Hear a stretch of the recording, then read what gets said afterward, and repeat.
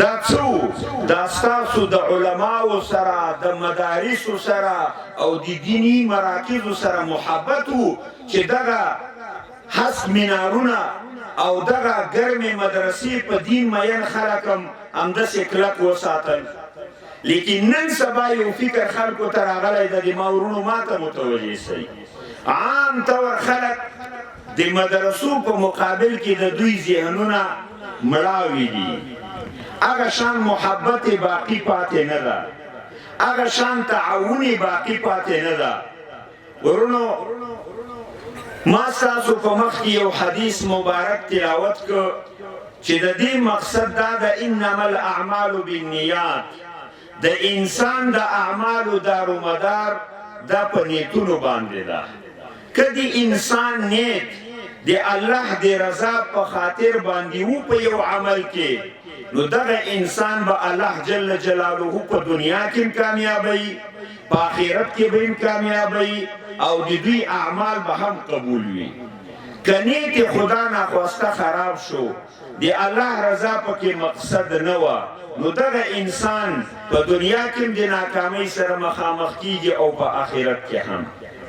ورونو حضرت عمر فاروق رضی الله تعالی عنه د خلافت په زمانه کې یو صحابي و حضرت عمرو بن العاص رضی الله تعالی عنه هغه د مصر او د اسکندری طرف ته ولېږه چې دغه طرف ته جهادونه وکړي او الله تعالی فتح ورکړي.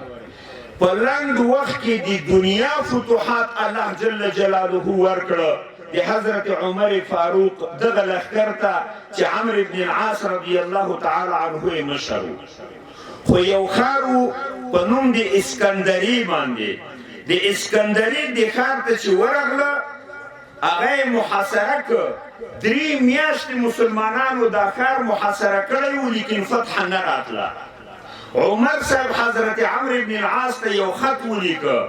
په خط کې دا ورته ولیکل چې ډېر په تیزۍ باندې الله جل جلاله تا ته فتوحات درکړه، سره د دې چې قومندان د سنګر او د جهاد هلته ته وي اوس هم ته یې. هغه مجاهدین چې تا سره وو هغه اوس هم در سره موجود دي، هغه اسباب چې تا سره موجود وو هغه اوس هم در سره موجود دي، خو بیا هم فتح نه راځي. په دې کې څه وجه کېدی شي؟ حضرت عمر فاروق ورته ولیکل وایي د ما یو نظر ده، هغه دا وجه کېدی شي چې ستاسو په نیتونو کې فرق راغلی ده، خودبیني در کې راغلی ده. نو داسې وکړه چې د خپل فوجان دې راجمع کړه، فوراً دوی ته یو شرعي دوره ورکړه، د الله او د الله د رسول ذکر ورته وکړه او د نیتونو په باره کې مسله ورته بیان کړه چې خلک خپل نیتونه سم کی او بیا حمله وکړه. د الله جل جلاله په فضل سره به تا ته الله تعالی فتح درکوي. د ما ورونو د عمر صاحب په دغه نصیحت باندې چې کله حضرت عمرو بن العاص څنګه عمل وکړ د نورو ښارونو په شان باندې همدغه فتح هم زر تر زره الله جل جلاله ورکړه. نو زما عوامو مسلمانانو ورونو مدارس همغه دي، تاسو همغه یئ، بلکې یوه لویه فایده بله هم راغلې ده چې شاته اسلامي امارت هم د موږ تاسې په سر باندې قائم ده، خو بیا هم د مدارسو او ستاسو په منځ کې فاصله راځي. نو دا فاصله د بل څه د وجې نه نشي کېدلی، کېدی شي خدا ناخواسته د موږ تاسو په نیتو کې فرق راغلی. نو نیت کې باید فرق رانه ولو. ورونو علما که په سنګر کې وي دا ستاسو ویاړ ده، علما که په مدارسو کې وي دا ستاسو بچي دي، علما که د امارت په چوکیو باندې وي دا ستاسو دپاره عزت ده، دا ستاسو کشران دي، دا ستاسو امامان دي. داسې نه ده پکار که په سنګر کې مجاهد ورور قرباني ورکړې ده، خو شکر د پګړۍ ماو ته هم هسکه ورسره وړو. که په مدرسه کې طالب ورور شپې ورځې سبا کړي دي، الحمدلله د ماو د تا ورور زوی ده، د ده په افتخار باندې ماو ته هم افتخار کوو.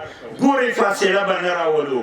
ورونو دا ورځې تېرېدونکي دي، د آخرت طرف ته روان یو. یاد ساتئ الله جل جلاله دی مرحوم امیر المؤمنین مولا محمد عمر مجاهد رحمه الله، او الله جل جلاله دی زمونږ او تاسو د دې علاقې رهبر چې د جهاد رهبر و مرحوم جلال الدین حقانی رحمه الله په قبرونو باندې انوارات نازل کی.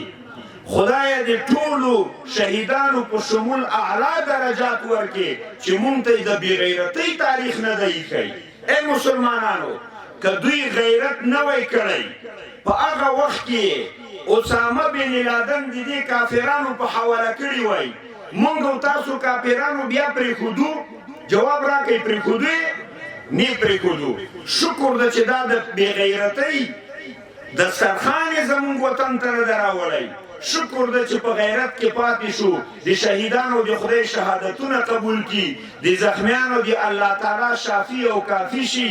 نورونو نه به د مدارسو محبت کموي، نه به د مجاهدینو محبت کموي، او نه به د امارت اسلامی محبت کموي، بلکې دا ټول نعمتونه دي. د دې به شکرګزاري کوئ، نو بیا به انشاءالله تاسو په دنیا کې هم کامیاب یئ، په آخرت کې به هم کامیاب یئ. اقول قولي هذا استغفر الله لي ولكم ولسائر المؤمنين.